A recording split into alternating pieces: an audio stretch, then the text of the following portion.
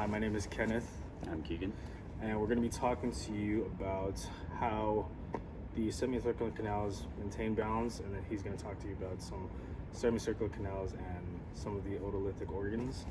So for me, how does the semicircular canals maintain or improve or help balance? So you have these three semicircular canals that kind of direct movement of the head. So you have your anterior, your front, posterior, which is the back, and then horizontal. So those kind of do these motions, going forward and back, and then turning your head, and also kind of tipping in different motions.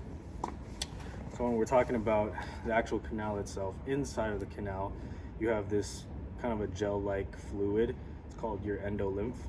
And with that endolymph, you have hair follicles and a cupula and an ampulla. A bunch of different words that pretty much help you know which way your head is going to be moving in relation to the fluid. So the fluid will kind of move these little hair follicles inside to tell you that your head is actually going forward, backward, side to side, and vice versa. So based on the direction that you're moving, let's say I'm moving with my head going down like this, these front white canals are the ones that are going to be excited, and they're going to want to go forward, which allows me to actually go fully forward. But what if my head comes out to the side like this and maintains balance all throughout the head? You would have to excite this white canal right here, your anterior canal, and inhibit this blue posterior canal so that you're not flopping all over the place, but you're actually able to have a nice fluid motion within that canal. Okay, and then the question that I'm kind of going to be answering is just how are the semicircular canals that Ken kind of just went over, how are they going to be different from the otolithic organs in detecting motion? So to start off, the semicircular canals basically are just going to differ because of the types of acceleration that they kind of sense in a way.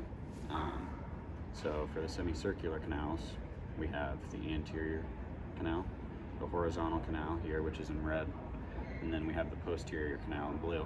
And these are going to sense rotational movements. And then with the otolithic organs, these are going to sense linear motions. And we have two otolithic organs. We have the utricle and the saccule, and these are going to be found underneath the canals. So to basically reference, they'd be found on the inside of the hat, where these are on the outside. And basically what is going to happen is, like, the utricle is going to have the motion sense of basically horizontal motions. So when somebody is walking forward, that's going to be when your head is kind of staying steady and you're allowed to trigger and sense that motion there. And the difference being there would be with the saccule, that's going to sense like vertical motions. So an example of this would be when somebody is riding in an elevator, you're feeling that motion of you going up, although your body is not necessarily moving. And basically what is happening here is with the otoliths, they're sitting, these little rocks, which you can see here, these are not technically supposed to be here for this. They should be inside the utricle and the saccule.